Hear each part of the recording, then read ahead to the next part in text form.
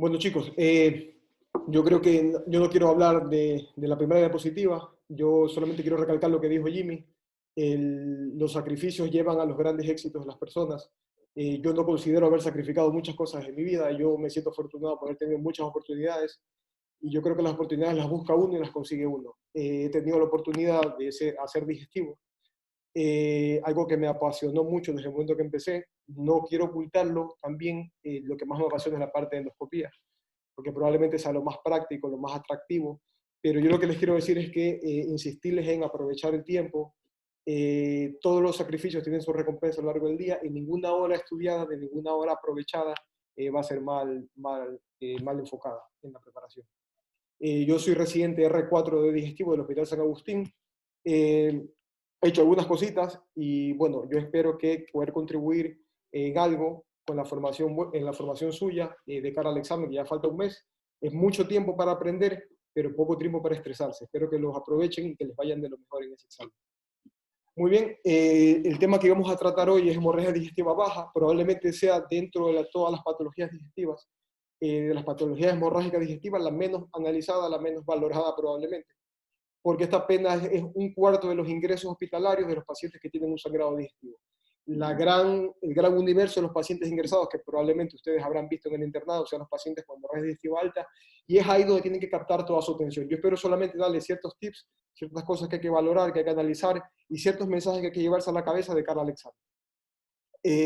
Ya lo vieron el tema previamente, hemorragia digestiva alta, espero que haya sido mucho provecho, y vamos a empezar con lo nuestro. Clásicamente, a mí me gusta mucho hablar de lo clásico. Yo tengo mi maestro, mi tutor de residentes, el doctor José María Duque, profesor Duque. Es un doctor muy pragmático, pero también muy clásico, muy importante, porque dentro de la parte clásica conceptual es donde se aprende bien los conceptos de cara al futuro. La hemorragia digestiva baja, ¿qué es? Es el sangrado distal al ligamento de Treitz. Los que habrán sido ayudantes de cátedra de anatomía, los que les gusta la anatomía, sabrán que el ligamento de Treitz está entre la segunda y tercera porción duodenal, es la que fija el duodeno en la parte posterior del abdomen, muy cerca del páncreas, por desgracia para los cirujanos. Sin embargo, bueno, estos conceptos son muy clásicos, de un término acuñado mucho antes del año 80, y los nuevos conceptos hablan de hemorragia digestiva baja, realmente a la que está originada en el colon o recto, e incluso desde la parte terminal del hilum distal. ¿De dónde viene este concepto? Del alcance que tienen los endoscopios, el aparataje de endoscopia, para poder llegar a este sitio a hacer diagnóstico y tratamiento. Es más, el diagnóstico de hemorragia digestiva actualmente, de hemorragia digestiva alta, hemorragia digestiva media, hemorragia digestiva alta, es un concepto más práctico en base al alcance de estos aparatos. Bueno, obviamente las definiciones son agudos y crónicos. El tema crónico se analizará mejor en la parte de anemia, que seguro Jorito Bucaran o Jimmy habrán dado de excelente manera y lo tendrán en su temario. A mí me compete hablar de la parte aguda. En realidad, lo más importante y el mensaje más importante que quiero que se lleven de estas diapositivas es que de totalidad, del 100% de las hemorragias digestivas bajas que se van a encontrar ustedes en la emergencia o en el hospital, un 10 al 15%, es decir, un porcentaje nada despreciable, va a ser en realidad una hemorragia digestiva alta con un alto débito, es decir, con un sangrado tan alto que vaya a llegar sangre fresca al recto y va a ser esterilizado como rectorragia franca. ¿Cuál es lo dirimente? ¿Qué es lo que va a ti a hacer pensar? O probablemente se te presenten en el examen y te van a preguntar a cuál de estos pacientes tendré que hacerle primero una endoscopia alta en lugar de una baja de entrada, es la repercusión que tiene el sangrado en el ortostatismo.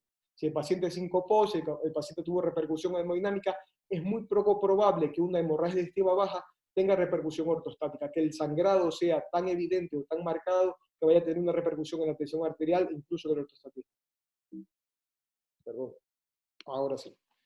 Vamos a ver algo de epidemiología. La incidencia global de la hemorragia digestiva baja en todo el mundo torna entre el 25 y el 30% de cada 100.000. Esta es una media de los pacientes asiáticos y los pacientes americanos. Es importante también considerar, lo que les voy a hablar ahora, es una serie de suma de guías, las tres guías básicas, la guía que nosotros manejamos, la guía europea, pero también vamos a dar matices de la guía americana, matices de la guía inglesa, que no se considera europea, bueno, para los ingleses, y también en la última actualización de 2018 que le hizo el grupo japonés del estudio de hemorragia, conducido por el doctor Aoki, del cual hablaremos un poco más adelante. La mortalidad de los pacientes con hemorragia digestiva baja es mucho más baja que la hemorragia digestiva alta, torna en ronda al 18, 20, 25% como muchos pacientes hospitalizados. Es muy poco probable que la hemorragia digestiva baja, como ya les dije, vaya a terminar siendo un shock hipovolémico repercutiendo apenas un 20% comparado con casi el doble de hemorragia digestiva alta. Las necesidades transfusionales también son la mitad comparada con la otra, es un 30% versus un 60% de la hemorragia digestiva alta. Todos estos son porcentajes globales, mundiales. Bueno, vamos con la parte práctica. Tú te encuentras en el internado, tú te encuentras en la parte inicial de tu formación profesional como médico, y estás en puente de emergencia, o estás en de guardia de medicina interna, y tienes un paciente con sospecha clínica de hemorragia digestiva baja. ¿Qué es lo primero que tienes que hacer? Ir a la parte clásica, ir a la semiología, en la parte clínica, que ya el doctor Bucarán habrá explicado con mucho detalle. Lo primero y lo más importante es la inspección anal y el tacto rectal. Aquí tengo una foto que probablemente describa muy bien la praxis del doctor Bucarán, o del doctor Jimmy Martin también. La parte fundamental es el tacto rectal en la urgencia. Aunque suene chistoso, aquí tenemos un paciente con marcada hipertonía anal. Lo más importante es esclarecer qué tipo de sangre tiene el paciente en las heces. Puede ser una melena, puede ser una hematoquesia, que es la presencia de sangre roja, como granate, o puede ser una rectorragia franca. Probablemente la identificación correcta de qué tipo de sangrado es, nos va a orientar muchísimo para saber cuál es el siguiente paso que tenemos que hacer con ese paciente. La patología anorrectal, probablemente la primera causa de consulta como diferencial de hemorragia digestiva baja sea en realidad patología proctológica, patología anorrectal. Tenemos unas fotos cortesías del doctor Jimmy Martin. Vamos a ver la primera causa de sangrado rectal va a ser síndrome hemorroidal. Vemos una bonita hemorroide trombosada. En la segunda imagen, una fisura anal, que la diferencial, como ya lo sabrán, es el dolor anal, que va a ser muy indicativo de esa patología. Y una patología un poco extraña que se llama úlcera rectal solitaria, que bueno, en mis 4 años de residencia, 3 años, perdón, no he tenido oportunidad de verla, pero que suele darse en pacientes críticos, y probablemente el mecanismo sea muy similar al de las úlceras de Curling, el de estrés, pacientes muy graves, que vayan a debutar con sangrado franco, rectal franco, y probablemente sean por úlceras, por mecanismos de falta de riego arterial. En realidad, esta patología no rectal es importante identificarla porque no supone ni un criterio de ingreso, a excepción, obviamente, de pacientes con coagulopatía severa y los pacientes que están graves, como ya les hablaba. Perdón por la diapositiva, está un poco mal distribuida. Siendo pragmático con la parte clínica, sabemos que la anamnesis completa es una anamnesis correcta. La anamnesis es muy importante en la historia clínica del paciente, sobre todo para identificar cuáles las probables patologías que pudieran estar debutando con este significado clínico. Es importante la edad, la forma de preparación, la intensidad, la forma de las heces, los antecedentes personales. Si el paciente fue sometido a una colonoscopia previa, una poliepectomía, será un criterio bastante claro a la hora de centrar nuestros esfuerzos de cara al control de la situación clínica del paciente. Tenemos que saber si hay enfermedades asociadas, si tiene alteraciones hematológicas importantes, si es un paciente que está con radioterapia, un paciente que está con quimioterapia, si tiene una situación neoplásica avanzada fuera de control o controlada. Es muy importante, y la parte más importante, sobre todo de cara a puerta de urgencias, es la exploración física, la tensión arterial, la frecuencia cardíaca, los signos de hipoperfusión periférica, la palpación abdominal, muy clave, y lo que ya vimos en el primer sitio, que es la inspección anal y el tacto rectal. Pensemos en las causas. Ya tenemos enfocado a nuestro paciente, habremos hecho un tacto rectal muy correcto, tenemos ya orientada más o menos nuestra historia clínica y ya deberíamos estar sospechando de cuál podría ser la causa de que este paciente se me haya presentado a mí con esta patología. Las causas, hay un estudio, una investigación que se hizo en la Universidad de California que trata de estratificar un poco las causas. Esta imagen fue sacada del libro La Biblia Nuestra de los digestivos, que se llama el Schlesinger, que es el libro más famoso de nuestro ámbito de estudio, y señala esta investigación como las principales causas de hemorragia digestiva baja. En realidad, apenas el 75% de las causas de hemorragia digestiva baja está definida como un sangrado o un origen colónico. De este 75%, probablemente la mitad se ha debido o justificado por causas de hemorragia diverticular. El tracto digestivo alto, como ya lo dijimos, entre el 10 al 15%, aquí lo pone con 17%, muy similar. Causa no identificada, que puede ser un sangrado oscuro, 3%, y causa de sangrado de intestino medio, el 5%. ¿Qué tengo que hacer ahora? Tenemos al paciente identificado, tenemos acostado en nuestra camilla, hicimos el tacto rectal y hemos hecho la anamnesis correcta, y tenemos en nuestra cabeza cuáles son las plausibles diagnósticas que este paciente, para que haya debutado y haya venido a tu consulta. ¿Qué tenemos que hacer? Tenemos que saber qué tan grave está ese paciente. Para saber la gravedad del paciente, la pregunta lógica es: ¿qué es gravedad? La definición, como habremos dicho, esta definición es muy clásica, no se encuentra en ninguna de las guías, a partir del 2010 no aparece. La definición clásica, como les dije, la encontré en la Biblia Nuestra, la Biblia de la gastroenterología, el libro de Schlesinger, y de un concepto de 1984 que dice que la definición de gravedad en hemorragia digestiva baja es inestabilidad hemodinámica, pérdida del 20% del hematocrito del paciente durante una urgencia en comparación con el límite basal, la necesidad de transfusión de más de 2 concentrados de hematíes en cualquier momento del ingreso, o un reingreso precoz tras 24 horas de haber sido dado de alta. Estos son los 4 criterios que van a definir la gravedad de nuestro cuadro clínico. Pero nosotros, llega el paciente a la guardia, perdón, déjeme retroceder, llega el paciente a la guardia y se darán cuenta, nosotros únicamente podemos, puerta de entrada de urgencias, definir 2 de estos criterios. Si el paciente está inestable o tiene menos del 20% de hematócrito, que probablemente no lo tenga porque no lo hemos transfundido, no hemos iniciado resucitación con cristaloides. Entonces, probablemente solamente tengamos el primer criterio y nos faltan 3 criterios. Esos 3 criterios estarán dados en el tiempo durante el evolutivo clínico del paciente, muy parecido a lo que pasa con la pancreatitis, que probablemente si no tienes inestabilización hemodinámica o criterios de SIRS al momento de ingreso, no puedes definir si tu pancreatitis es moderada o severa, igual va a ser en este caso. Para eso tenemos tablas de riesgo. Las tablas de estratificación de riesgo son modelos que ha venido dado la literatura, hay muchísimos. Clásicamente, yo creo, me parece que en el Harrison aparecía el de Strait, que es como el más clásico, es la guía americana. Tenemos también el de Oakland, que en realidad no valora severidad, sino que valora capacidad de dar el alta al paciente, eso lo veremos más adelante. Pero en realidad cada una de las guías está enfocada a su mercado. ¿Qué quiero decir con esto? Que el Strait es americano y las americanas hablarán de esta clasificación, de esta escala, como la de seguimiento. Oakland es una autora inglesa y probablemente, seguro, las guías inglesas del 2017 dicen que esta es la guía de referencia. La última, la de Aoki, el grupo de estudio japonés, hicieron una verificación en el año 2018, probablemente sea la evidencia más nueva, y esta es la que tiene mejor significación estadística. Por eso me interesa, no solamente por la mejor significación estadística, sino por el nombre que resulta un poco bonito y fácil de acordarse, que es la escala de Knoblatz, que es la que trataremos en esta presentación. Ya dicho, clasificaciones hay muchas, válidas son casi todas, pero bueno, lo importante es que ustedes tengan en mente cuál es la que tengo que usar. No estoy diciendo que se la aprendan de memoria, yo no me la sé de memoria, la tengo en el celular. Entonces, lo que tienes que saber es qué tienes que hacer con ese paciente en ese momento y saber si tu paciente tiene que estar ingresado contigo en la planta o tiene que estar incluso en la UCI. ¿Cuál es la escala de Knoblatz?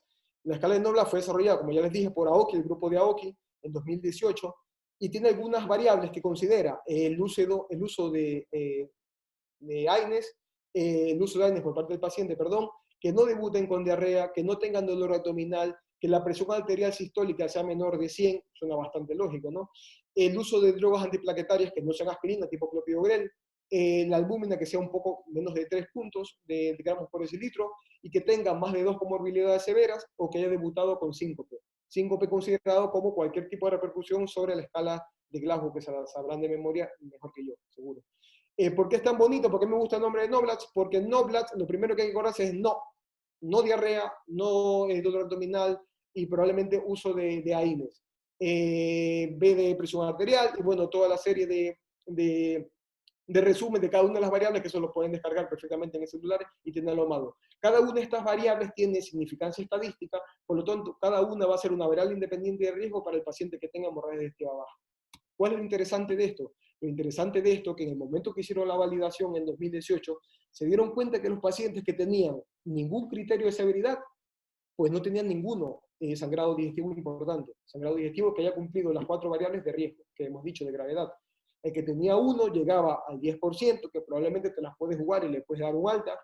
El que tiene 2 factores de riesgo tiene una escala de 30% de probabilidad de riesgo, que sea un sangrado digestivo bajo grave, que dependiendo de ciertas circunstancias, si el paciente es fiable, si vive cerca del hospital, pues te las puedes jugar y darle el alta, pero definitivamente con 3 variables de riesgo a ese paciente no le puedes dar el alta y tiene que estar ingresado contigo, porque probablemente el que tenga 3 factores de riesgo va a necesitar seguro durante el ingreso, tiene casi 50% de probabilidades de riesgo, bueno, probabilidades no de riesgo, probabilidades de que necesite la transfusión de al menos un concentrado de hematíes y que el porcentaje de días de estadía hospitalaria vaya más o menos entre el 3%. Eso es muy importante y es lo que quiero que se quede en la cabeza. Entre más factores de riesgo, más probabilidades tienes de ingreso hospitalario, más estancia hospitalaria, más consumo de recursos, más probabilidades que necesite una intervención importante, que es la diapositiva de aquí abajo. Esta diapositiva es importante porque ya a partir de 2, ya el paciente casi con certeza va a necesitar una exploración, sea cual fuere el tipo de ella. Esto, bueno, para que le suene, el de Oakland es la que valora si le puedes dar de alta al paciente. Si el paciente no cumple ninguno de los criterios de gravedad de AOKI, si esta tiene esta serie de variables que la puedes calcular para darle una alta segura. Bueno, ya le digo, esto no tiene mayor importancia, solamente para que le suene en la cabeza, y estas escalas fácilmente se las puedes descargar en el celular y tener una herramienta de manejo rápido. Vamos a algo importante, esto me daba mucha gracia, no sé si a vos que tuviste de moda cuando yo estaba en Ecuador y estaba en la universidad con Jimmy, íbamos a la fiesta, a vos que era un DJ bastante reconocido, un DJ bastante reconocido y bueno, a mí me sonaba mucho, espero que esté de moda y no quedar como tan anticuado. ¿En qué pensaba Aoki? Perdón, Aoki murió, madre mía, espero que no haya sido hemorroides de tibia baja. Bueno, ¿qué es importante de Aoki? ¿Qué es lo importante de Aoki? ¿En qué estaba pensando Aoki en el momento que hizo esta escala? ¿No suena un poco raro que no tener diarrea, no tener dolor abdominal no sea un criterio de riesgo? Es un poco contradictorio, sobre todo si pensamos, bueno, lo que nos gustaba la parte de cirugía en la universidad.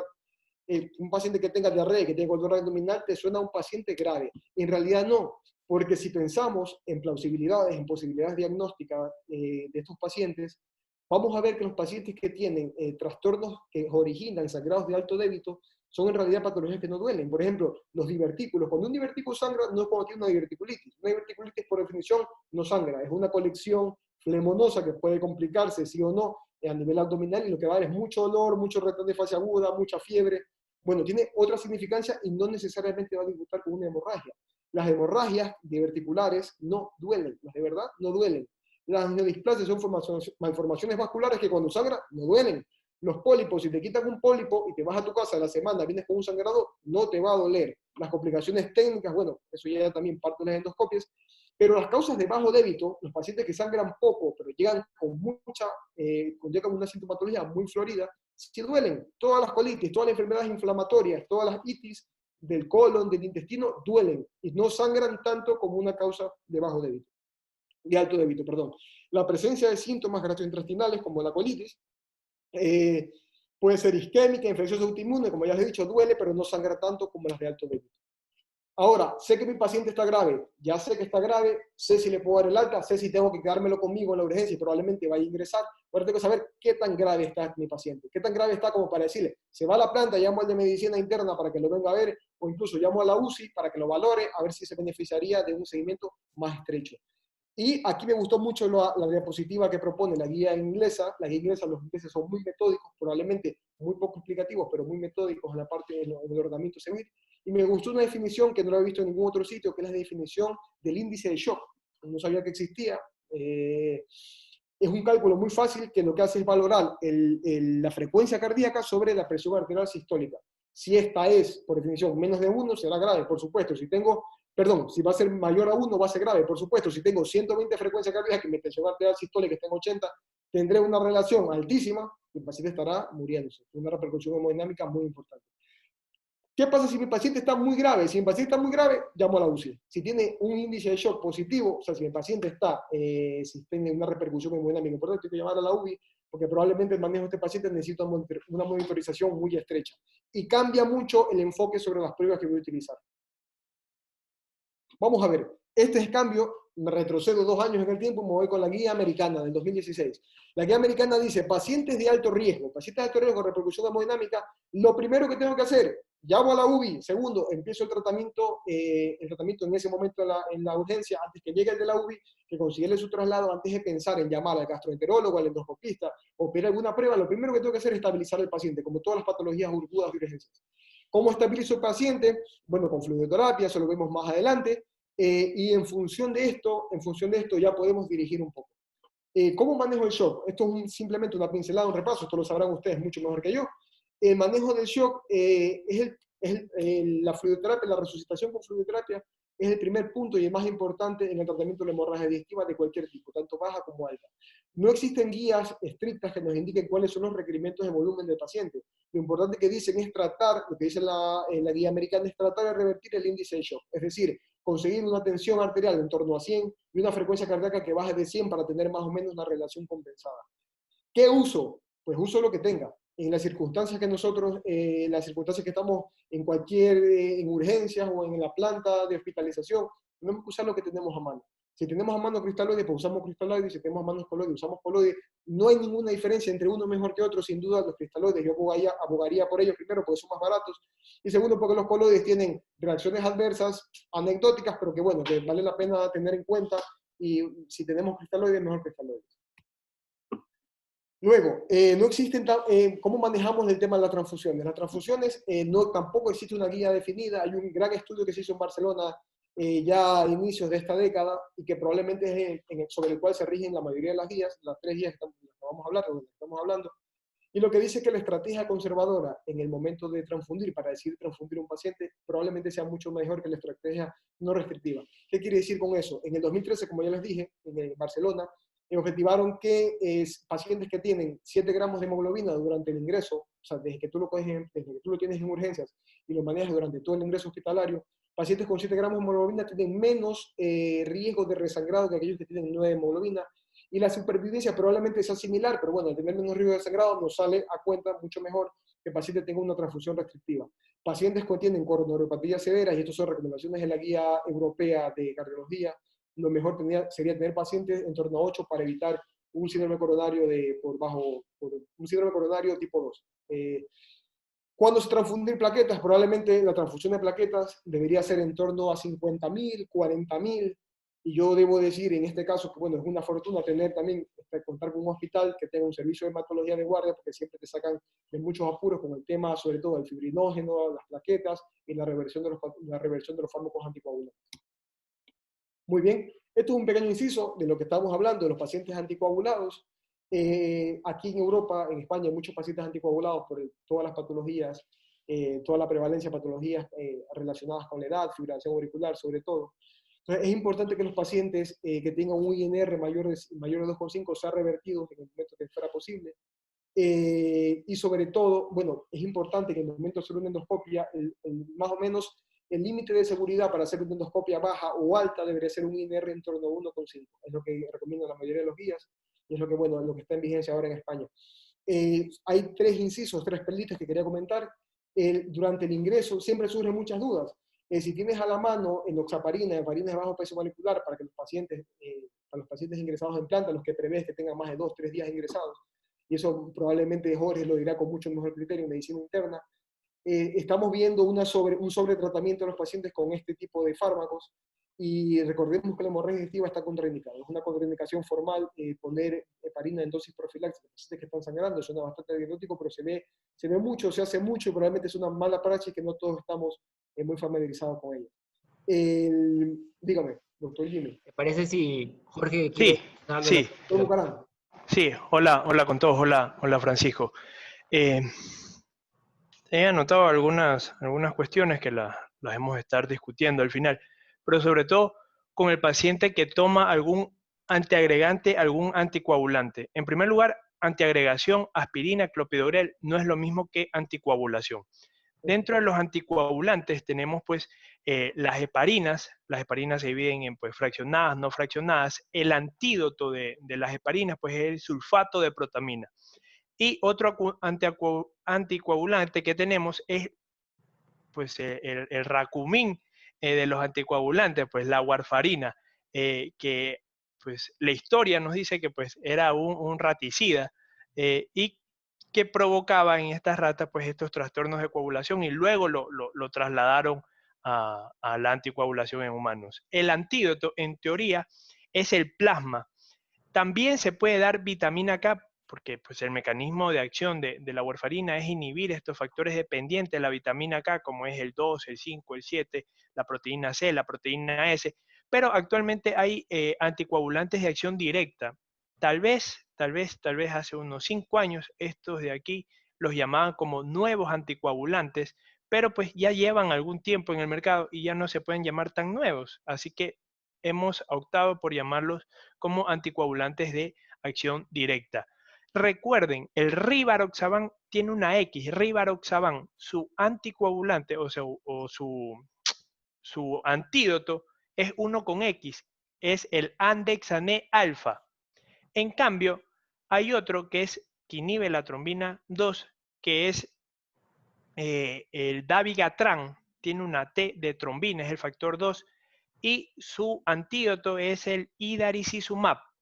Ahora, estos antídotos no son tan baratos, andan en relación a 3.000, 4.000, hasta 7.000 dólares las ampollas, así que pues podemos seguir dando plasma pues, o crioprecipitados en estos pacientes. Importante recordar, la historia clínica es lo fundamental en estos pacientes. Esto con respecto a los anticoagulantes, pues la diferencia siempre marcarla, no es lo mismo antiagregación que anticoagulación, y dentro de los anticoagulantes recordar heparinas, eh, Xarelto, que es el nombre comercial de Rivaroxaban, pues, y el Dabigatran. Muchas gracias, Jorge. Sí, Gracias, Jorge. ¿de qué? Eso es lo bueno de siempre tener un equipo multidisciplinar, porque no podemos saber todo de todos. Es complicado, Jorgito. Yo le agradezco mucho. Realmente la base fundamental del manejo digestivo, la parte fundamental es la clínica, que es el tronco de todas las ciencias médicas. Y esa es la parte importante. El manejo médico siempre antecede y probablemente sea mucho más efectivo que el tratamiento endoscópico. Bueno, un poco lo que decía Jorge, para el manejo de planta, durante el ingreso, bueno, acordad que está contraindicado las heparinas profilácticas, dosis profilácticas. Hay que reiniciar los anticoagulantes, bueno, dependiendo, ¿no? Dependiendo si el paciente, si el paciente se beneficiaría de tener un riesgo no discriminable, de tener un TEPA o un accidente cerebrovascular por una valvulopatía, pues bueno, definitivamente hay que reiniciarlos, pero en su momento, ¿cuándo reiniciarlos? A los 7 días, es más o menos el límite que nosotros tenemos después del control endoscópico de un sangrado, control endoscópico o control clínico de sangrado digestivo de cualquier tipo. Vamos ahora con los antiagregantes, que bueno, dijo Jorge Bucarán. Solamente quiero decir algo, los pacientes antiagregados, el riesgo de tener una hemorragia digestiva baja es 3 veces superior que de tener una hemorragia digestiva alta. Es decir, es mucho más probable que un paciente antiagregado tenga una hemorragia digestiva baja que un paciente anticoagulado. Y al revés, paciente anticoagulado es mucho más probable que tenga un sangrado alto que un paciente antiagregado. El periodo coronario de riesgo, eso bueno, ya lo sabrán por medicina interna y cardiología, no quiero, les voy a dejar un cuadrito bastante importante, que bueno, que es para tenerlo en el bolsillo, en el celular, para tenerlo a mano para consultas a pie de campo. Muy bien, tenemos a otro paciente entonces, el paciente que estaba con riesgo, le hemos iniciado fluidoterapia agresiva, hemos hecho una transfusión restrictiva, hemos llamado a la UCI, resulta que la UCI está llena y tienes que manejarlo tú. Muy bien, entonces, ¿qué hago con ese paciente? Si el paciente sigue inestable, a pesar de la transfusión agresiva, de haberle puesto 2 vías, iniciado con la transfusión por un lado, por la otra vía iniciado con los cristaloides, el paciente sigue inestable, ¿qué prueba le hago? ¿Qué tengo que hacer con este paciente? La primera prueba que nos recomienda la guía inglesa es hacer un angiotac, es hacer una prueba de imagen, ya que el paciente en estas condiciones no nos va a aguantar a hacer una prueba endoscópica. Y probablemente, y eso quería decirlos, en los pacientes que estén inestables, está contraindicada hacer una prueba endoscópica, completamente. El riesgo de tener una perforación, incluso el riesgo de hacer una endoscopia en un paciente mal preparado, que tenemos que meter aire, que probablemente necesitemos utilizar dispositivos que son como soldaduras, que es el argón plasma, el riesgo de explosión intracolónica, el riesgo de perforación, de ir a ciegas, de meterte en un divertículo y hacer es mucho más riesgoso hacer una colonoscopia en esas circunstancias que diferirla, hacer una prueba de imagen y luego replantearte después de haber estabilizado al paciente. Eso es muy importante porque indudablemente en un paciente inestable, la primera prueba a hacer en una hemorragia digestiva baja no es una colonoscopia, es un angiotac. Y eso puede ser una pregunta de examen bastante relevante. No se puede fallar. En esa pregunta no se puede fallar. ¿El angiotac en qué se basa? Los pacientes, ya lo he dicho, pacientes que ya lo hemos estabilizado, la primera pauta, estabilizar, y sigue inestable, el angiotac es la primera prueba. Es barata, rápida, no necesita una preparación colónica. Recuerden que la rentabilidad para nosotros hacer una prueba es meternos con un tubo, en otro tubo que está sucio, lleno de heces, lleno de restos, lleno de sangre, y nosotros, nuestra capacidad, nuestra sensibilidad se basa en qué tanta superficie mucosa podemos ver para ver algún defecto, algún punto sangrado. Bueno, eso lo veremos un poco más adelante. Es probable que el angiotac detecte la localización del punto sangrado y valorará el débito del paciente. ¿Por qué? Porque la sensibilidad del angiotac se basa en el débito que tenga la cantidad de sangre que está saliendo del sistema circulatorio hacia al tubo digestivo. Y más o menos el débito es al torno a 1 ml minuto. Es decir, ya solamente el mero hecho de que el angiotac sea positivo y que te haya determinado un punto de sangrado ya es un criterio de gravedad. Ese paciente está sangrado muchísimo, sangrado 60 ml hora, que es muchísimo, y probablemente hay que considerar tratamientos mucho más agresivos que lo vamos a ver en el siguiente paso. ¿Cuál es el siguiente paso? Si el angiotac canta, a ese paciente no le puedes hacer una colonoscopia. Ese paciente, si está sangrando más de 60 ml horas, 100 ml horas, no puedes darle preparación oral, se te va a inestabilizar más, probablemente esté hemodinámicamente inestable, tenga deterioro de estado de conciencia. Ese paciente tiene que estar intubado, tiene que estar en una unidad con manejo estrecho, probablemente con uso de inotrópicos, tiene que estar con muchísima reposición hidroelectrolítica, muchísimas transfusiones, y probablemente tienes que estar llamando ya al radiólogo para mandarlo a radiología nuclear, hacer una angiografía y probablemente una embolización. Esos pacientes, los que van a hacer una angiografía con una embolización, está solamente reservado a este procedimiento a pacientes que no tolerarían ni siquiera una cirugía, es decir, pacientes con mucho deterioro, porque si tienes un sangrado muy evidente y tienes un cirujano de mano, probablemente no tengas que trasladar al paciente, sino llamar al cirujano. Y el endoscopista, el rol del endoscopista es muy limitado. Afortunadamente, esto es apenas menos del 5% de todos los pacientes que debutan con un sangrado digestivo bajo, afortunadamente. ¿Cuál es la ventaja de la angiografía? Es rápida, no requiere preparación, pero como toda, como la anterior, requiere del débito, y probablemente un débito mucho menor, bueno, un débito mucho menor que el anterior, por lo tanto es un poco más sensible. La efectividad es 100%, pero no tiene un riesgo discriminable de pacientes a hacer isquemias mesentéricas severísimas, incluso con riesgo de muerte. El 5% de la serie de esta serie 2013 japonesa fue del 1,4%, pero más o menos el porcentaje mundial está en torno al 5% de efectos adversos mayores de una embolización. Y tampoco tiene un riesgo despreciable de hacer un fallo renal. Muy bien, ¿cuál es el siguiente paso? Volvemos a nuestro algoritmo base del manejo del paciente. Tenemos un paciente que ha salido negativo al angiotac y probablemente en el traslado que le hacían al angiotac y no está en el angiotac, el paciente ya se estabilizó un poco, ya está mejor, la frecuencia cardíaca bajó de 100, la tensión arterial mejoró, el estatus mental del paciente mejoró, está más reactivo, probablemente nos aguante una preparación. Muy bien. Perdón, nos faltó un paso, la cirugía. No me quería olvidar de los cirujanos. Mil perdones a los que quieran hacer cirugía, pero bueno, es un poco ya, de olvido dentro de la profesión.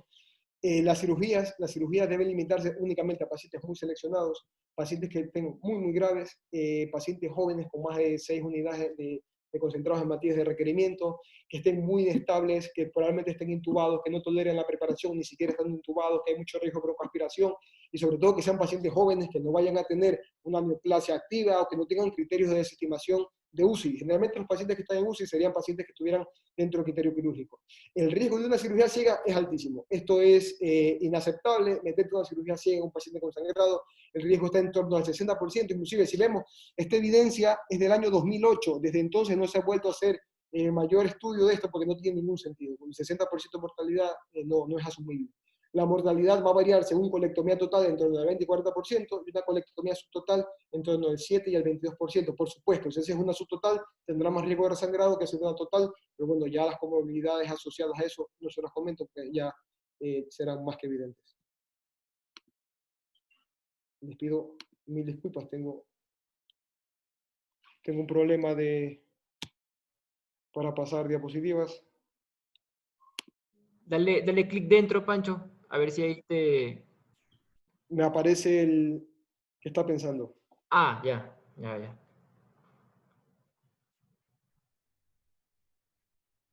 No sé si hay algún cirujano que quiera preguntar algo, o que quiera acotar algo, o que quiera un poco hasta que esto funcione. Sí, tal vez ahorita vale la pena y no quitar tanto tiempo al final. Ante todo paciente que llega a la emergencia, pues siempre la historia clínica predomina. En hemorragia digestiva, lo primero que hay que hacer es diferenciar si es alta o baja. Es fácil cuando pues, el paciente dice que tiene melena, uno dice automáticamente esto es baja, pero cuando viene por enterorragia y el paciente viene chocado, uno pues se le hace un poco difícil decir esto es baja, porque puede ser una alta, que el tránsito ha sido rápido y te va a dar datos falsos de hemorragia digestiva baja. Ahí, sí. Perdón, Jorge. Jimmy, ¿podrías cambiar la pantalla, porfa, para intentar reiniciar esto y ver si funciona? Sí, lo que puedo hacer es proyectar tus diapositivas con mi pantalla y continuamos con el comentario de Jorge. Buenísimo. Sí. Ahí lo que, vuelvo y repito, a veces viene un paciente pues chocado con enterorragia y se nos hace un poco difícil decidir si solamente es una hemorragia digestiva baja. Datos de ustedes que deben de buscar a la clínica en el paciente, recuerden, toda hemorragia digestiva alta que sea masiva va a aumentar los ruidos hidroaéreos, a diferencia de la hemorragia digestiva baja, que los ruidos no van a estar tan aumentados. Y en segundo lugar, por el metabolismo mismo de la sangre, toda hemorragia digestiva alta va a aumentar la urea y no tanto la creatinina. Entonces, si ven un paciente que les llega a la emergencia chocado con enterorragia, pero tiene aumento de ruidos hidroaéreos y aumento de la urea desproporcional a la CREA, sospechen que puede ser algo alto. Peor, si a la exploración física ven datos de pérdida de la cola de las cejas, ven telangiectasia, ven puntos rubíes, ven algo de ascitis, o si les dice el familiar, ¿sabe qué? El paciente ya sufrió antes de úlceras y ahora ha venido con enterorragia. Ojo con esos datos que son base, que no se necesitan tantos estudios ni tanta pérdida de tiempo en otras cuestiones y que los pueden tener en los primeros 5 minutos que llegue a la valoración a ustedes el paciente. Lo otro que comentaba Francisco es que la hemorragia la consideran grave cuando es más del 20%. Recuerden que el tubo digestivo es una parte externa que no está ya dentro del organismo, solamente que está internalizado. Todo lo que está dentro del tubo digestivo no es del organismo, es una parte externa internalizado, nada más. ¿Eso qué quiere decir? Que la sangre que está en el tubo digestivo ya no está en nuestro sistema vascular, ya está fuera de este y se la puede manejar como un shock hipovolémico y un 20% es un estadio 2. El paciente aumenta la frecuencia, la presión a lo mejor no la disminuye, pero hay algo que se llama presión de pulso, que eso va a estar disminuido. Ojo con esos datos. Y lo otro que estaba comentando Francisco es las transfusiones. Recuerden que una transfusión de glóbulos rojos sube un punto en hemoglobina y que la hemoglobina es un tercio del hematócrito, es decir, que va a subir 3 puntos en el hematócrito. Recuerden, hemoglobina 7, como es un tercio, hematócrito pues 21, hemoglobina 8, hematócrito 24, para que tengan esa relación. ¿Estamos, Jimmy?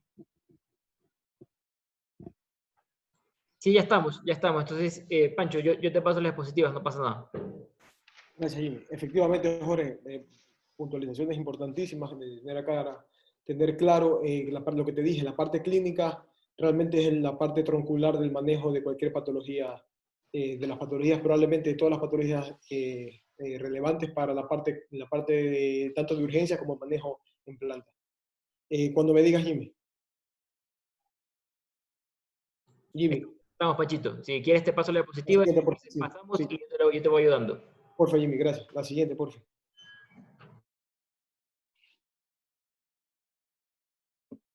Gracias, Jimmy. La anterior. Muy bien, entonces vamos a ver un inciso de la guía americana, que como les dije era muy detallada, era como el Harrison, mucha prosa en la descripción, es muy detallado, muy ordenado. Muy bien, entonces tenemos el paciente que se ha estabilizado, tenemos el paciente que le hicimos un angiotac y probablemente terminamos el punto sangrado, pero no era tan relevante, porque probablemente cuando lo llevaste ya el paciente se estabilizó, estaba más tranquilo, revertimos el índice de shock, probablemente vaya a poder realizar una preparación, y probablemente vayamos al siguiente paso, a la siguiente parte de la guía, que es el manejo del paciente estabilizado, o el paciente que nunca se estabilizó. La mejor opción para este paciente, el paciente que se estabilizó durante la exploración, el paciente que tú lo has podido controlar con resucitación con cristaloides, el paciente que no está grave, el paciente que no lo vas a operar, el siguiente paso, ahí sí es hacer una colonoscopia. Entonces, siguiente, Jimmy, por favor. Entonces, ¿cuándo voy a hacer la colonoscopia? La colonoscopia la voy a hacer en un paciente que ha llegado con una hemorragia digestiva baja y que no ha estado ni inestable, o que si ha estado estable, lo he podido revertir, lo he podido estabilizar y está bastante tranquilo. En ese momento llamo al endoscopista y le digo, sabes que este paciente ya lo he manejado, está estable, he revertido anticoagulantes, he manejado antiagregantes, está tranquilo, está en la planta o está en la UCI controlado, y podemos hacer el siguiente paso, que es la colonoscopia. En realidad, ya como sabrán, esto es lo mío, esto es lo que les quiero vender y es lo que tenemos que recordar. La utilidad de la colonoscopia es tanto diagnóstica como terapéutica. La sensibilidad de la colonoscopia ronda en torno al 48 como al 90%, en función del grado de la preparación. Es lo que le dije, la rentabilidad de esta prueba es una prueba visual, es meter una camarita, es muy finita con una fibra óptica y poder ver bien a mucho detalle el tubo digestivo. Entonces, mi capacidad de poder diagnosticar, mi capacidad de poder actuar se basa sobre todo en la capacidad que tengo de ver la mucosa y poder diagnosticar o poder detectar las alteraciones que están originando esta clínica. No hay un riesgo despreciable de complicaciones, pacientes que no están preparados, pacientes con muchos restos hemáticos, pacientes con muchos restos fecales, meterte a hacer una colonoscopia es de muchísimo riesgo, porque como ya les dije, si el 75% de las causas de hemorragia digestiva baja son del colon, y de eso la mitad es diverticular, meterte en un divertículo, que ya vamos a ver más adelante que es un divertículo, con un tubo casi flexible, pero con mucha fuerza, que depende de las curvaturas que tenga el colon, del torque que vaya a hacer, es un riesgo muy alto de poder hacer una complicación, muy alto de hacer una perforación, muy alto incluso de hacer una explosión, porque si metemos aire más el metano de las heces, podemos llegar a tener complicaciones bastante serias. Las opciones terapéuticas con la colonoscopia, pues son muchísimas, sobre todo las que les quiero decir ahora son farmacológicas, de inyección o de contacto. Aquí tenemos aspersión de polvos que hacen hemostasia por contacto, podemos inyectar adrenalina con sustancias esclerosantes como toxiclerol, tenemos sustancias térmicas o aparatos térmicos como las Volprop, que son unas ondas de calor que van a hacer coagulación por contacto, incluso mecánicas como pequeños clips, como las grapas, que sirven para cerrar los defectos mucosos. ¿Cómo se hace la preparación? La preparación a nivel mundial está, la aceptada es de preparar el colon con 4 a 6 litros, con preparación basada en polietilenglicol, deberían estar ya completamente desestimadas las preparaciones con electrolitos. El tiempo estimado para iniciar la preparación de entre 2 y 4 horas para tener al paciente listo a hacer una endoscopia entre 6 horas, 6 a 12 horas. Las complicaciones en pacientes ya muy añosos, pacientes inestables que tengan alteraciones mentales, pacientes con comorbilidades psiquiátricas, es que durante la preparación vayan a hacer una broncoaspiración y ahí sí complicaríamos muchísimo el pronóstico del paciente. Siguiente, Jimmy, por favor. Muy bien. ¿Cuándo hacemos la colonoscopia? Hay que identificar que el criterio de urgente para una colonoscopia no es en 20 minutos, no es en media hora, no es en una hora. El criterio urgente es entre 6 y 12 horas. Es decir, este margen de tiempo no permite que sea aceptado que tú hagas una colonoscopia en la madrugada. Si tienes un paciente con un sangrado digestivo bajo, la rentabilidad diagnóstica y el riesgo va a ser mucho más discriminable si lo haces a primera hora por la mañana que en lugar de por la noche. Si te lo haces por la noche, estás apurado, estás en una sala de urgencias muy apretado, no tienes probablemente todos los recursos endoscópicos a mano, la probabilidad de riesgo van a ser mucho mayor que el beneficio que le puedas aportar al paciente. Y una prueba diferida, una colonoscopia diferida, es aquella entre 36 y 60 horas, que más o menos es como que el paciente ya llegue a tu unidad el día viernes a las 5 de la tarde, con un sangrado importante, y tú digas si lo hacemos ese día por la noche o lo hagas el lunes a primera hora. Entonces, eso es la discriminación que tienes que hacer. ¿La hago al siguiente día a primera hora o la hago el día lunes a primera hora? Claro, por supuesto, en función del día que te encuentres y que llegue el paciente de urgencia. No hay diferencias en cuanto a morbilidad. Los estudios que han comparado esto, una evidencia muy reciente, en 2014, y eso lo pone las 3 guías de las que estamos hablando, no hay diferencia entre hacer una endoscopia urgente o hacer una endoscopia diferida. Es decir, realmente el paciente en cuanto a mortalidad no se va a beneficiar de hacerse al día siguiente o hacerse el día lunes. Si el paciente llega el viernes a la tarde, perfectamente podría esperar el día lunes sin que esto vaya a complicar o vaya a empeorar mucho el pronóstico que tenga este paciente. Tampoco hay diferencias significativas en cuanto a complicaciones. O sea, si no tienes diferencias en cuanto a mortalidad, pues probablemente sea mejor hacer una el día lunes que hacer una el sábado a primera hora. Pues tampoco hay diferencia, las complicaciones son similares porque los recursos que vas a tener el sábado a primera hora, con mucha calma, con enfermeras preparadas, con recursos a mano, probablemente sean los mismos recursos que vas a disponer el día lunes. ¿Cuándo se considera urgente? ¿A qué paciente le digo, tengo que hacerlo urgente? Probablemente se beneficiarían las únicas variables de las que se beneficia hacer una colonoscopia urgente en la estancia hospitalaria. Por supuesto, si haces una endoscopia el día viernes a la tarde y puedes resolver el cuadro clínico, el día sábado perfectamente le podrías dar el alta. No va a ser si no se la haces el viernes, la haces el lunes, el alta se la darás el día martes. Entonces tendrás 3 días de por medio, días más de estancia hospitalaria. Los requerimientos transfuncionales parece que se beneficia, los costos, por supuesto, entre más días de hospitalización, mayor costo para el sistema de sanidad público-privado o para el paciente, perdón, y las tasas de resangrado parece que son un poco mejores, pero ¿en qué caso? Jensen realizó una investigación en un artículo ya clásico, ya de hace 20 años, publicado por el New England, en que hablaba que probablemente los pacientes que más se benefician de hacer una colonoscopia urgente sean los pacientes con sospecha de sangrado diverticular. Entonces, ojo, lo que decía Bucarán, lo que decía el doctor Bucarán, la clínica siempre se antepone a cualquier tipo de valoración diagnóstica o terapéutica. Si tú tienes la alta sospecha que es un paciente diverticular, paciente añoso, o pacientes con antecedentes de divertículos, de diverticulitis, pacientes que están tomando antiagregantes, pacientes que no le duele la barriga, como decía Oki, a ese paciente probablemente sí se beneficie de un urgente, pero solamente beneficiarse en el sentido de menos días de hospitalización, menor costo para él y menos requerimientos transfusionales. La mortalidad no difiere en nada. Siguiente, Jimmy, por favor.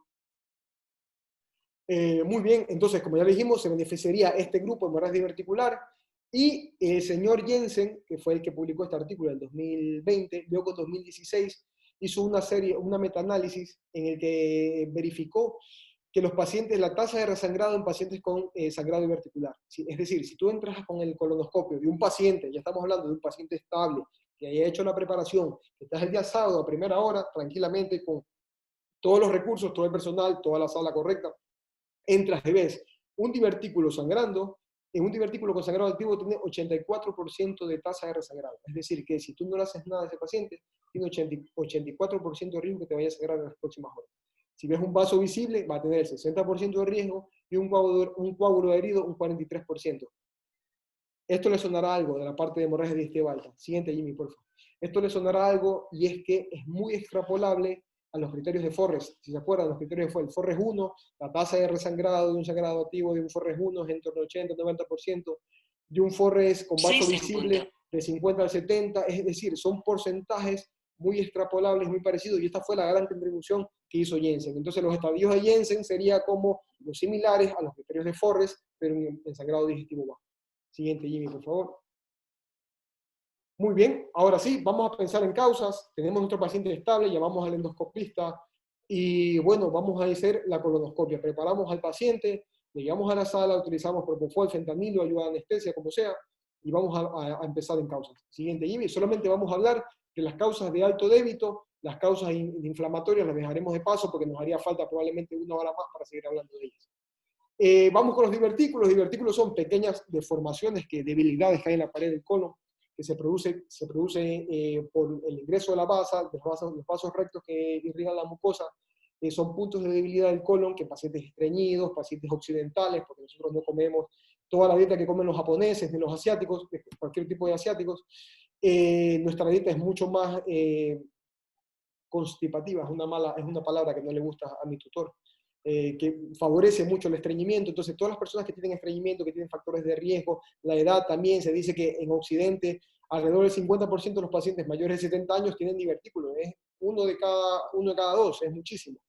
Esos divertículos, que son protrusiones de la mucosa hacia afuera del colon, van a producir sangrados porque son áreas de debilidad que dejan expuestas todos los vasos circulares. Los vasos se encuentran en disposición circular periférica del divertículo y de ahí es donde sangran. No sangran de dentro del divertículo, sino del cuello o de la base del mismo. Entonces, los estigmas de sangrado, lo acabo de ver al doctor Viteri que se acaba de conectar.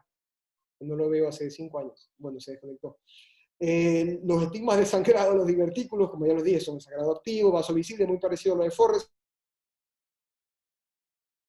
los que van a ser digestivos, que van a hacer endoscopias, o incluso cirujanos endoscopistas. La terapéutica siempre, la terapia combinada va a ser mejor que la monoterapia se utilizaba mucho antes. La terapia combinada generalmente combina inyección de sustancias esclerosantes o adrenalina más un clip hemostático, es decir, un dispositivo farmacológico más un dispositivo mecánico. La tasa de resangrado tardío es apenas del 1% y la tasa de éxito global es altísima. ¿Qué quiero decir con esto? Si se acuerdan y si se dan cuenta aquí, si no trato a mi paciente, la posibilidad de resangrado van a ser del 80%, y si lo trato, la tasa de resangrado va a ser muchísimo más baja y discriminable. Aquí hay unas recomendaciones que hace el grupo japonés, que los pacientes que se sospecha sangrado diverticular, entrar con un capuchón, una serie de dispositivos y técnicas endoscópicas que, bueno, no vienen al caso, pero es importante considerar. También la técnica ligadura con bandas, que lo habrán tocado ya en el tema de sangrado digestivo alto por origen varicoso en pacientes hepatópatas, es otra técnica un poco más difícil de llevar a cabo y un poco más costosa. Siguiente, Jimmy, por favor. Y aquí están los famosos divertículos, con los criterios de los estadios de Jensen.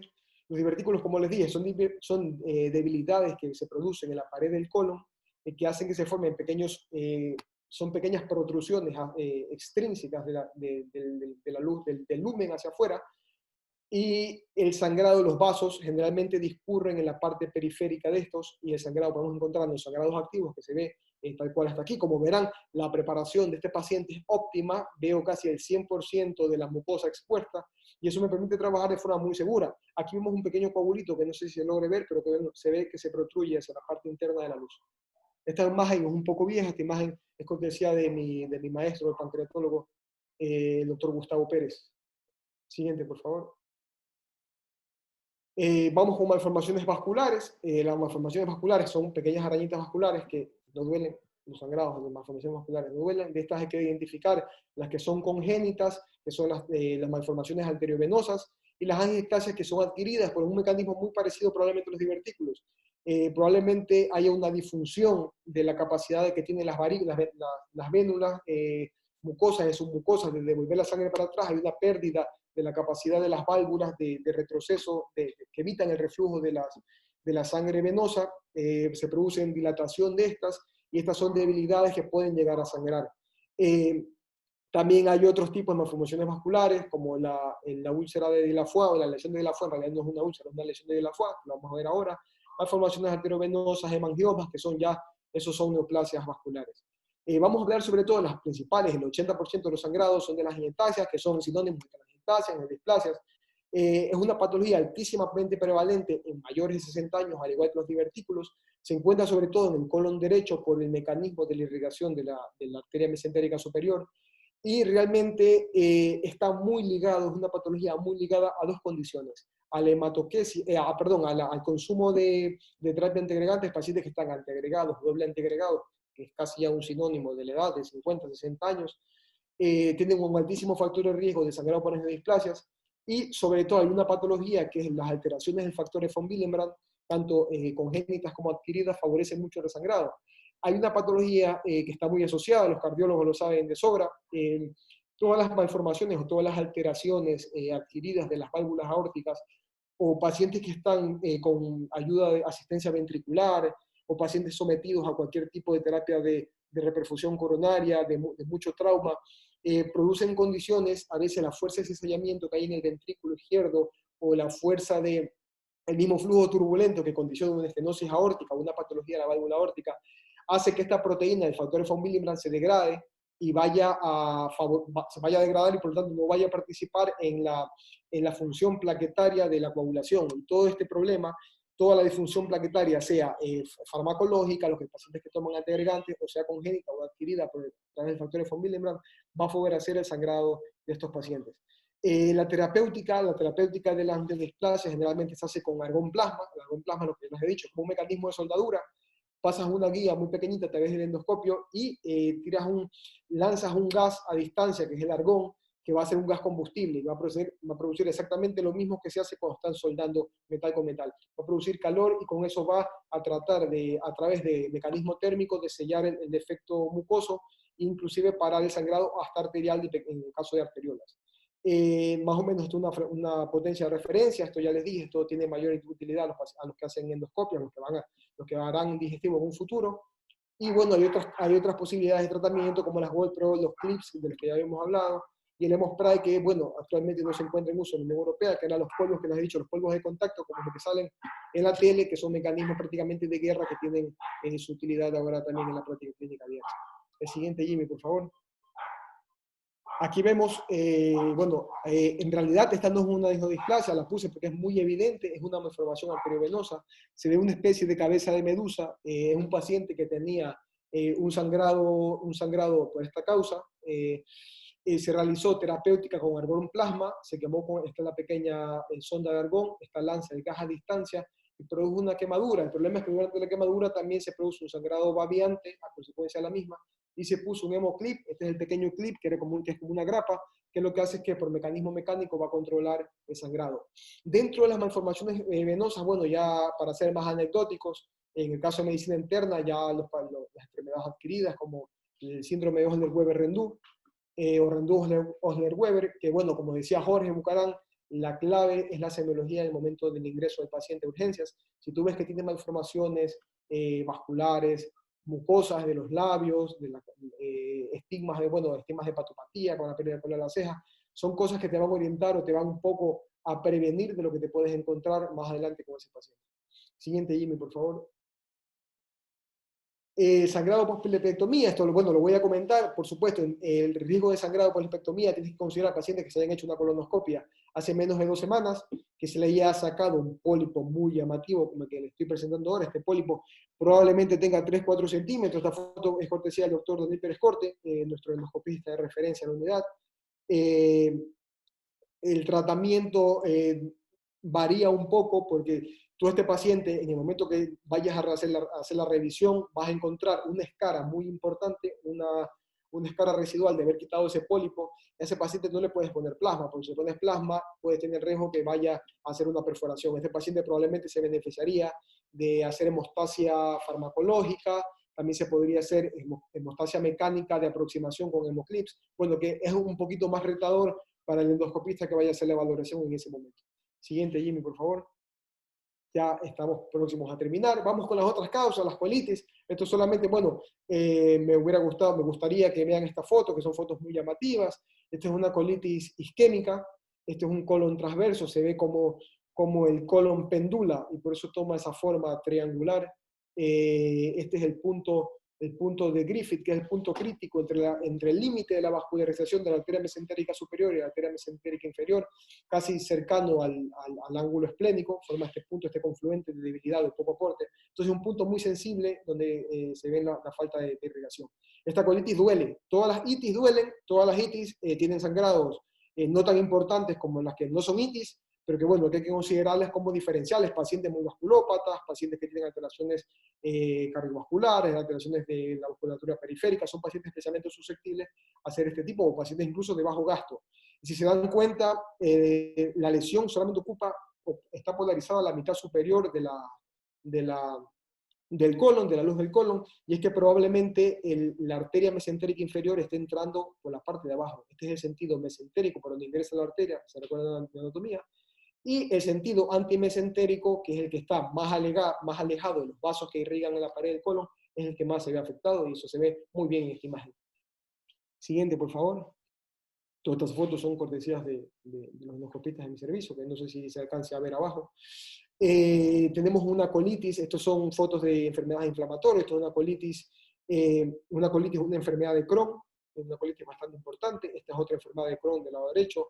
Me hubiera gustado presentarles una foto de colitis isquémica, pero no consiguió ninguna. Siguiente, Jimmy, por favor. Esta es una foto muy, muy bonita, cortesía de mis adjuntas jóvenes, la doctora Parapara. Esta foto, esta foto lo que ve son pequeñas pseudomembranas. Entonces ya el hablar de pseudomembranas en el colon nos hace pensar en una patología casi patognomónica, que la palabra patognomónica no le gusta nada al doctor Viteri, pero bueno, nos hace pensar en una causa que los escriben difíciles, que ya el doctor Bucarán agotará en ganas y energías de explicar cómo se trata y cómo se diagnostica. La siguiente, por favor, un paciente bastante grave está aquí, dicho sea de paso. Y finalmente las causas más aterradoras, por supuesto, las que condicionan mucho el pronóstico del paciente, son las neoplasias. Aquí vemos una neoplasia temprana, vemos como hay una protrusión, hay una pérdida de la arquitectura glandular completa de la estructura de la pared del colon, hay un sangrado gaviante, esto es muy, muy, muy difícil de controlar. Recuerden que la neoplasia tiene inherentemente alteración de todos los factores de crecimiento de granulocitos, alteración de factores de crecimiento endotelial, por lo tanto, la cantidad de vasos anormales y disposición vascular aberrante es muy difícil de tratar. Realmente el único tratamiento efectivo en este paciente sería quirúrgico, si fuese preciso, previa valoración. Y bueno, en este caso, miren, el lado derecho incluso atenta con cerrar completamente la luz del colon y conllevar, por lo tanto, un riesgo inminente de obstrucción. Siguiente, Jimmy. Yo creo que estamos a punto de terminar, hemos terminado. Espero que haya servido de algo, sobre todo las pequeñas perlitas de lo que decía Jorge, lo más importante, la valoración semiológica, la valoración clínica, el rol que juega el endoscopista probablemente sea mucho menos importante en el sangrado digestivo bajo respecto al sangrado digestivo alto, y de lo que no se pueden olvidar, lo que decía también Jorge, Jimmy, lo que no se puede perdonar a la puerta de entrada de urgencia es confundir un sangrado, o perder o obviar un sangrado alto, confundirlo con un sangrado bajo. Para eso nos vamos a llevar mucho, nos vamos a guiar mucho con la clínica, con la semiología y con la buena praxis médica, que bueno, sin duda todos ustedes que están preparándose, que están formando con muchas ganas y con mucho ahínco, lo llevarán adelante durante sus praxis diarias en el futuro, en el presente y en el examen. Ok. Sí, acotar un par de cosas. Primero, para cuestiones que les pueden preguntar en los exámenes. Clostridium difficile, la primera vez que salió fue descrita posterior a la ingesta de clindamicina, pues, y todo el mundo sabe, paciente que tuvo una enfermedad en piel, por gram positivos, le dieron clindamicina, y a los 3-4 días comienza con diarrea, dolor abdominal, fiebre, y por ahí leucocitosis, y la diarrea que no cede, sospechar en diarrea postinfecciosa por Clostridium. Pero después, años después, ya se dieron cuenta que no solamente la clindamicina da diarrea por Clostridium, sino cualquier antibiótico de amplio espectro mal utilizado y de forma prolongada. Ahora, primero sospecharlo. Paciente que ha tenido una ingesta de antibióticos y después de la ingesta comienza con diarrea, dolor abdominal, dato sistémico, y a la colonoscopía tenga membranas. Diagnóstico, pedir toxinas de Clostridium, toxinas A en ese, primer punto. Segundo punto, tratamiento, vancomicina vía oral, metronidazol, y por último, yo sé que esa es la que todo el mundo sabe, pero por último, fidaxomicina, que se puede dar por vía oral. Ahora, tal vez hablar un poquito de cáncer de colon, Francisco. Edad de screening de cáncer de colon. Bueno, ¿me escuchas? Sí, todos ¿Me escuchas ahora? estamos... Bueno, realmente aquí el screening de cáncer de colon es parte de la política pública de sanidad de Asturias. Asturias ha sido uno de los estandartes del screening de cáncer de colon en España, y es algo que es un sueño tratar de llevar adelante en Ecuador en un futuro. Pacientes sin ningún tipo de antecedente familiar, ni ningún tipo de clínica, es decir, paciente asintomático, empezar el screening de cáncer de colon alrededor de 50 años en Asturias. Pacientes no clínicos, es decir, pacientes que no tienen pérdida de peso, pacientes que no tienen alteración de la vida intestinal, pacientes sin antecedentes familiares. Últimamente ha habido una revisión sobre los antecedentes familiares, y antes se consideraban otras ramas que no son solamente de primer grado, ahora mismo ha quedado limitado a primer grado de screening. Realmente esa es la piedra angular del servicio de endoscopias. Nosotros estamos haciendo anualmente entre 3.000 y 4.000 colonoscopias, y 3/4 partes son pacientes de screening. Realmente los resultados son muy favorecedores, muy alentadores en cuanto al tratamiento de pólipos avanzados y la posibilidad de poder diagnosticar pacientes con un estadio bastante bajo en progresión tumoral, que nos permite dar un tratamiento efectivo, ofrecer un tratamiento efectivo a los pacientes. Sí, perfecto. No se olviden, lo pregunto porque ya ha salido. Este es un webinar, pues, para estudiantes que están muy prestos y muy próximos a dar el examen. Ya fue preguntado. Examen o screening 50 años. Solamente si el paciente tiene alguna historia familiar de primer grado, bajar el screening 10 años antes de la fecha del familiar. Pues en segundo lugar, sangre oculta en ese test de Guayaco, ¿es 100% fidedigno para hacer screening? Yo soy Manaba, Jorgito, entonces el test de Guayaco no me lo sé, pero sin duda el test válido para nosotros, el test inmunocromatográfico, no sé realmente cuál es el nombre del test, pero nosotros nos basamos en test inmunocromatográfico para detectar niveles de sangre oculta, y ese es el que tiene validez. Anteriormente sé que se usaba el test cuantitativo de sangre oculta en ese, y ese ha caído un poco en desuso. Entonces realmente no lo sé, Jorge, realmente no manejo el nombre del test, no sé si me puedes ilustrar un poco también. Sí, recuerden, hay 4 tipos de screening para cáncer de colon. 1, sangre oculta, test de Guayaco. Pues no es de utilidad actualmente. 2, inmunocromatografía. 3, ADN pues de cáncer en heces. Y 4, la rectosigmoide y la colono. De esos, la mejor es la colonoscopia. Recuerden que la rectosigmoide queda corto porque hay un 30% de cánceres que están del lado, sería del lado derecho, que no entran o no se visualizan con la rectosigmoide. Así que vuelvo y Eso, repito. sobre Pregunta, todo, eso es. screening 50 años.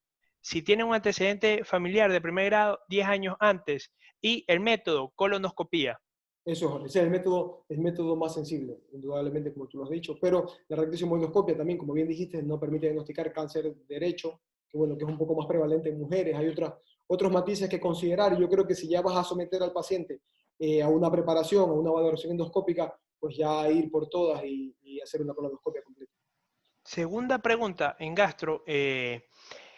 No lo han preguntado tanto en el examen, pero sin embargo hemos visto un par de pacientes en este último mes y son las enfermedades inflamatorias intestinales. Tal vez, Francisco, ¿qué abordaje tú tendrías ante un Crohn, ante una CUSI en la valoración integral, no solamente en emergencia del paciente? Bueno, realmente son patologías muy complejas. Nosotros tenemos, bueno, yo tenía un concepto al salir de la facultad muy diferente que lo que me ha dejado estos años de formación de especialidad. Yo creo que es mucho más fácil diagnosticar una colitis ulcerosa, es mucho más fácil, el debut suele ser mucho más florido, un paciente con una colitis ulcerosa suele debutar con diarrea, el síntoma más sensible es la diarrea, y luego viene, bueno, otras manifestaciones que completan un poco el cuadro clínico, como la fiebre, el sangrado, que es mucho menos evidente y de mucho menos débito, y el dolor. El paciente con colitis ulcerosa es un paciente que va a llegar quejándose mucho de urgencia. Importantísimo la valoración endoscópica que nos pueda permitir bueno, la valoración por urgencia, la parte clínica, que son las clasificaciones de True Love, que es más o menos el índice que nos permite valorar la severidad clínica del paciente. Y bueno, en cuanto al manejo endoscópico, es muy importante saber si la colitis es limitada o es una colitis extensa, más allá del ángulo esplénico, porque mucho de la terapéutica o mucho del arsenal terapéutico que podemos ofrecer al paciente va a tener también, va a depender si va a ser de contacto, y eso también nos condiciona mucho si es extensa o es limitada. O, bueno, esos son una serie de matices. El Crohn realmente es una patología muy compleja que debuta muy extrañamente. La foto que yo les acabo de poner del Crohn, eso es algo anecdótico, una colitis así llamativa por un Crohn con tanta manifestación endoscópica es muy rara, suelen debutar generalmente con ileitis, son pacientes que pasan con la sospecha de trastornos funcionales, que mucha dispepsia, distensiones pesadas, alteraciones del hábito intestinal, suele ser también pacientes un poco más jóvenes.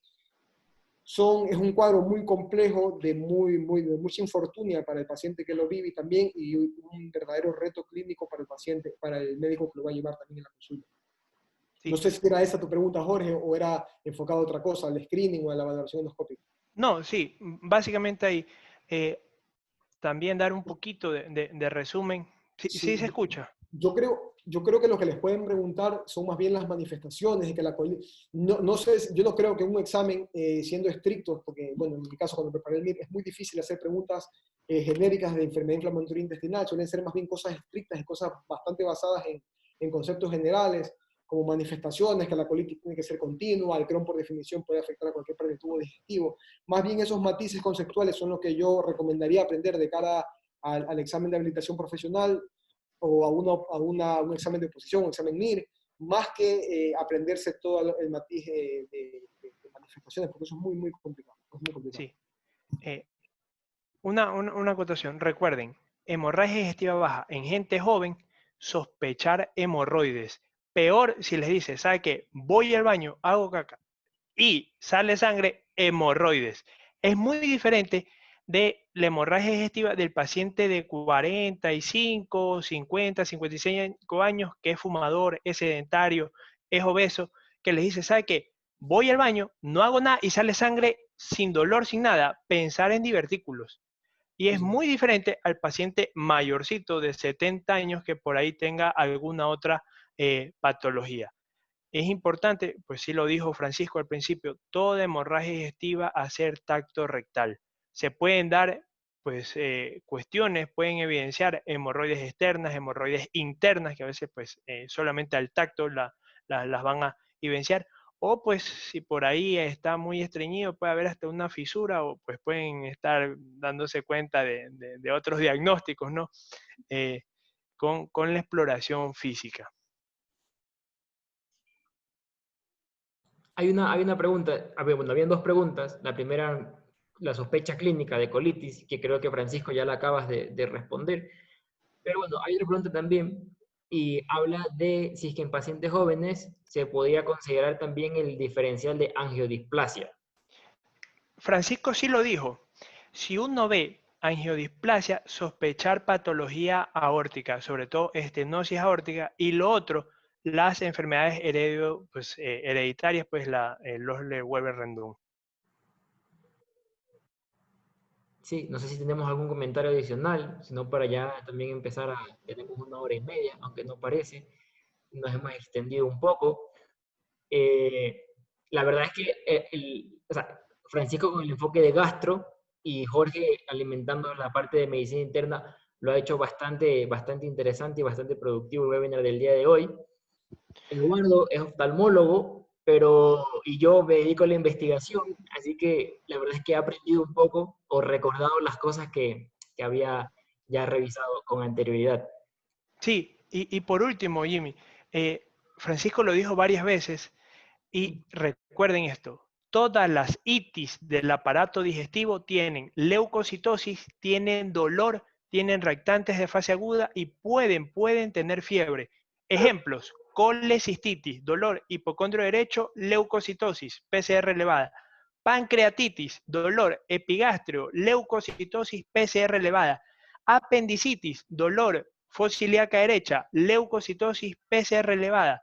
Diverticulitis, dolor más frecuente en los divertículos por la estrechez y la presión que maneja el colon descendente, más frecuente dolor en flanco, fosa ilíaca izquierda, leucocitosis.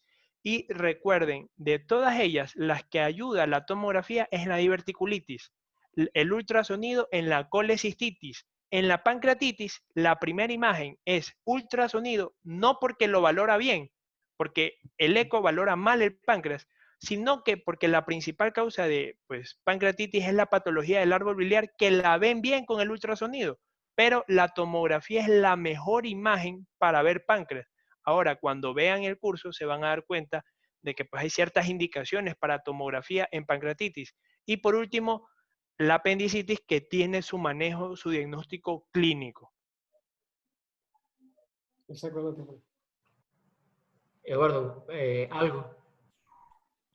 Yo también vengo a aprender, pero de los puntos que están tocando como para aportar la parte clínica, aunque quizás no es de alto valor de preguntas en el examen, sí es curioso, por ejemplo, que las enfermedades inflamatorias intestinales en algunos casos pueden debutar con manifestaciones oftalmológicas. A la cabeza, la uveitis anterior. Esto, por supuesto, es más un diagnóstico para oftalmólogo, para hacer con lámpara de hendidura, pero está dentro de los diferenciales de ojo rojo. Entonces, si hay un paciente que se viene quejando de ojo rojo, dolor, fotofobia, mala visión, a veces en varios episodios que los diagnostican como conjuntivitis, les dan tratamiento, no es claro, recurre, y viene con un cuadro digestivo como los que acaban de mencionar. En esos pacientes, pues una valoración oftalmológica puede apoyar al diagnóstico. Por supuesto, al revés, de gastro a oftalmología en estos pacientes, pues también, porque esas inflamaciones recurrentes, aunque sean de bajo grado, pueden tener varias secuelas oculares que ya después son irreversibles. Y como dice Francisco, son de muy difícil diagnóstico realmente. O sea, nosotros, esos son los pocos casos en que damos un paso atrás de la lámpara de hendidura y hablamos más en detalle con el paciente y resurge nuestro internista. Bueno, yo darles las gracias. Desde el punto de vista de la investigación, todo esto siempre es interesante porque tenemos tenemos box plots que Francisco los estuvo proyectando, pronósticos, riesgos, y bueno, eso es lo que yo hago. No creo que pueda aportar mucho más. Tal vez en una clase a futuro, temas de investigación. Mucho tacto hiciste, Jimmy, en el internado. La verdad es que sí me tocó hacer uno.